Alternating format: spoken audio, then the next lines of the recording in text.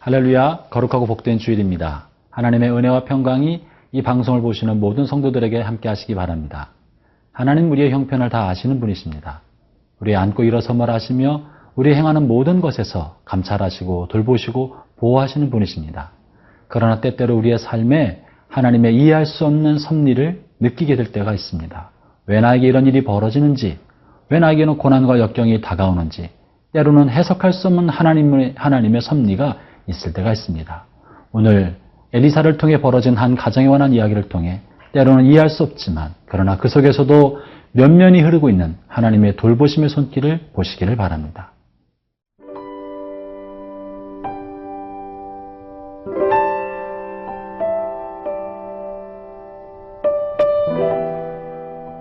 열왕기하 4장 1절에서 7절 말씀입니다.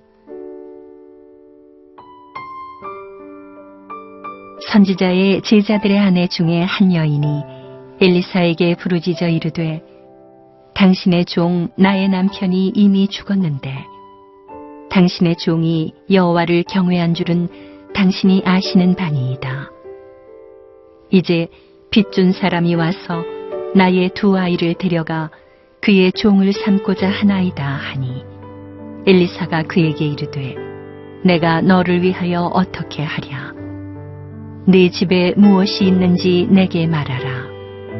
그가 이르되 계집종의 집에 기름 한 그릇 외에는 아무것도 없나이다 하니 이르되 너는 밖에 나가서 모든 이웃에게 그릇을 빌리라. 빈 그릇을 빌리되 조금 빌리지 말고 너는 네 두 아들과 함께 들어가서 문을 닫고 그 모든 그릇에 기름을 부어서 차는 대로 옮겨 놓으라 하니라. 여인이 물러가서 그의 두 아들과 함께 문을 닫은 후에 그들은 그릇을 그에게로 가져오고 그는 부었더니 그릇에 다 찬지라.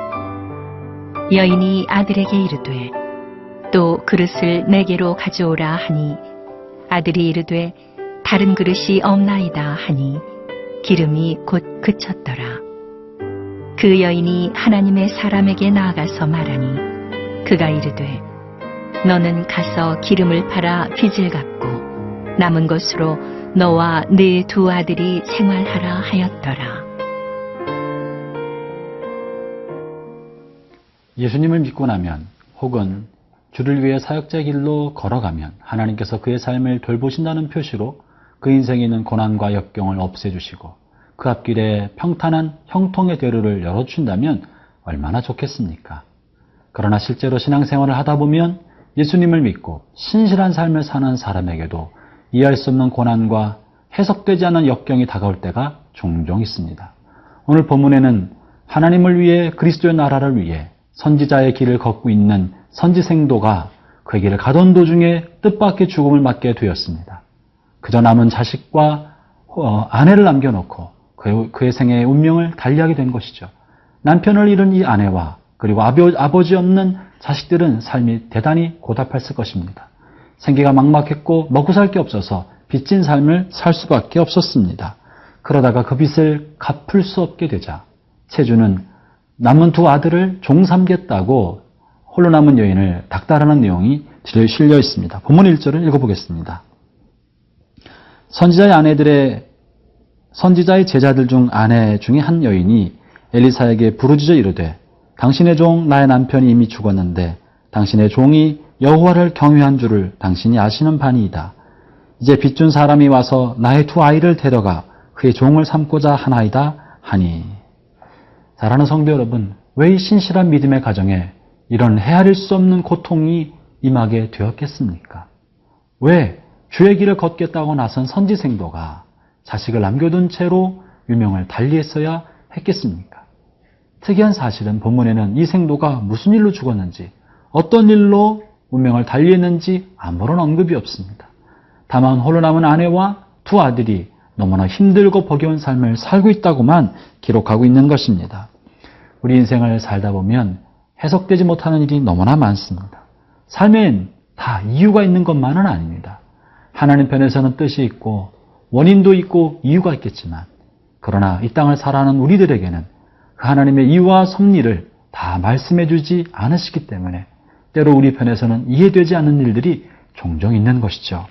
사랑하는 형제자매 여러분, 여러분의 삶에 이해할 수 없는 일이 벌어질 때 때로는 그 이유를 찾아서 하나님 앞에 묻고 몸부림치기도 해야 되지만, 또 어떤 때로는 이해할 수 없어도, 이유를 알 길이 없어도 그저 하나님을 신뢰하고 묵묵히 그 길을 걸어가야 할 때가 있습니다.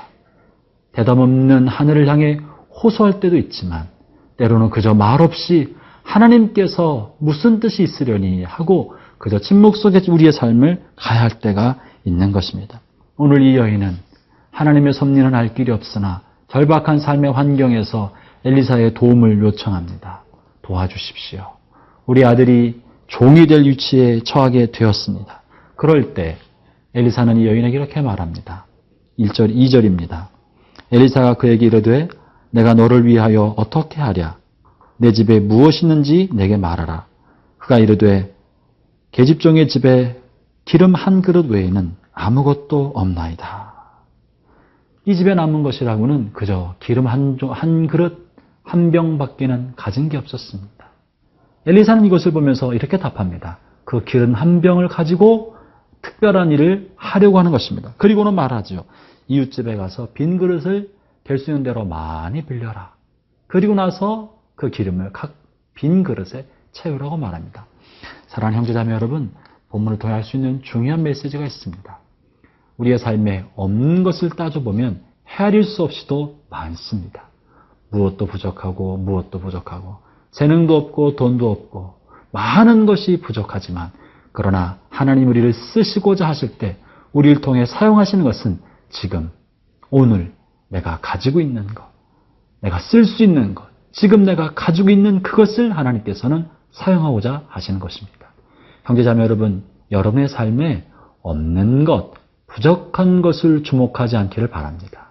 오히려 다만 한 종지 기름만이라도 지금 내가 가지고 있는 것, 내가 쓸 수 있는 것, 내가 활용할 수 있는 것을 가지고 하나님 앞에 나오시기를 바랍니다. 그리고 내가 쓸 수 있는 이것을 어떻게 써야 할지, 이것을 통해 하나님께서 역사하시고자 하는 방법이 무엇인지를 묻기를 바랍니다. 비록 지금은 기름 한 종지고 기름 한 병밖에 되지 않아도 그것이 하나님의 손에 붙들릴 때 그 가지고 있는 것을 통해서 하나님은 위대한 일, 큰 일, 헤아릴 수 없는 일들을 하실 수 있는 분이신 것이죠. 형제자매 여러분, 지금 손에 있는 것으로 빈 잔들을 채워가기를 바랍니다. 없는 것, 부족한 것을 가지고 있는 것으로 채우는 기적이 일어나게 될 것입니다. 하나님께서는 이해할 수 없는 고난도 주시지만 오히려 그 고난을 통해서 우리가 인생의 바닥을 칠 때 내가 하나님과 내가 할 수 있는 유일한 것을 통해 새로운 인생을 전환시키는 놀라운 섭리를 보여주고 계십니다.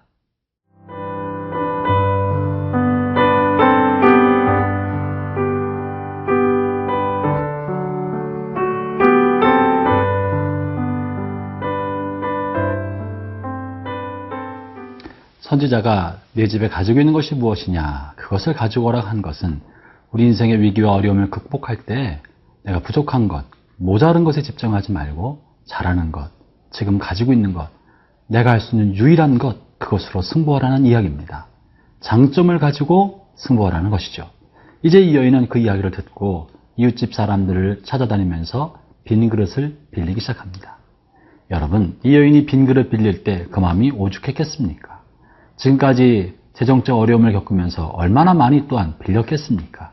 그런데 아무것도 가질 것 없는 이 여인이 빈 그릇을 빌려달라고 할 때 주변 사람들의 마음은 어떻겠습니까? 수치심과 부끄러움을 무릅쓰고 선지자의 이야기에 순종하면서 빈 그릇을 빌려왔습니다.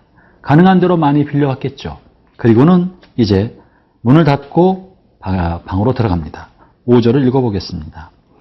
여인이 물러가 그의 두 아들과 함께 문을 닫은 후에 그들은 그릇을 그에게로 가져오고 그는 부었더니, 그릇을 빌려와서 이제 방에 들어와서 문을 닫고 선제한 이야기대로 실천하고 있는 것입니다.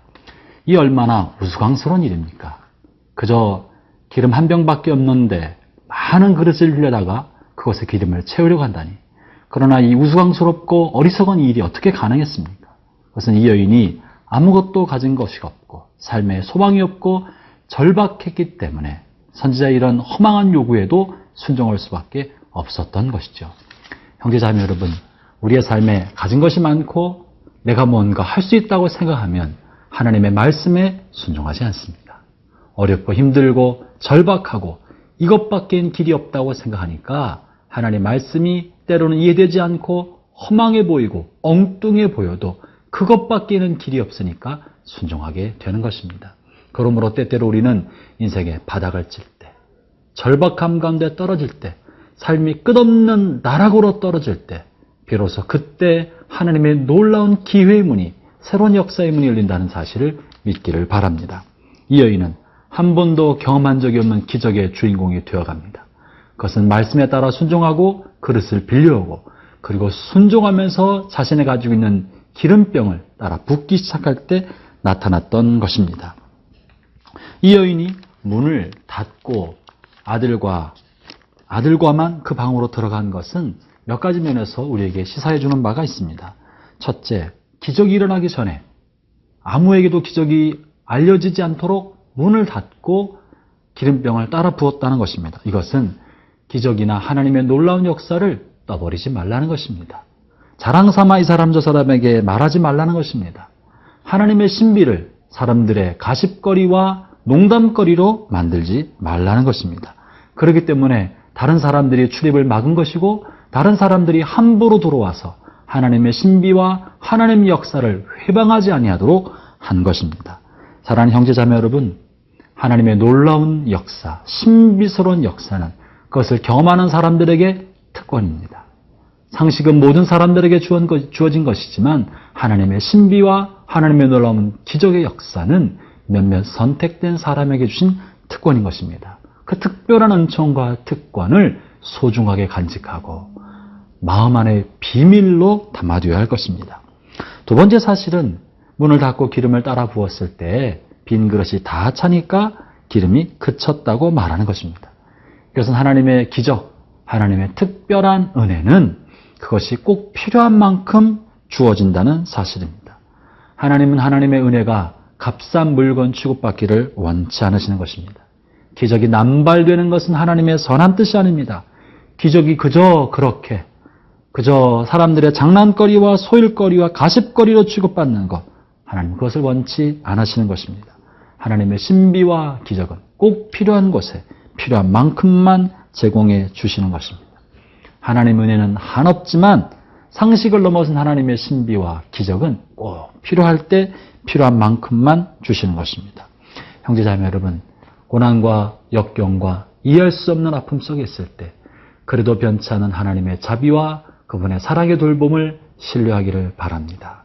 그리고 여러분이 가지고 있는 것을 가지고 하나님 앞에 내어드리고 쓰임받도록 구하시기 바랍니다. 그럴 때 빈 그릇을 채우는 하나님의 놀라운 기적의 역사가 오늘도 여러분의 삶에 나타나기를 축원합니다. 기도하겠습니다.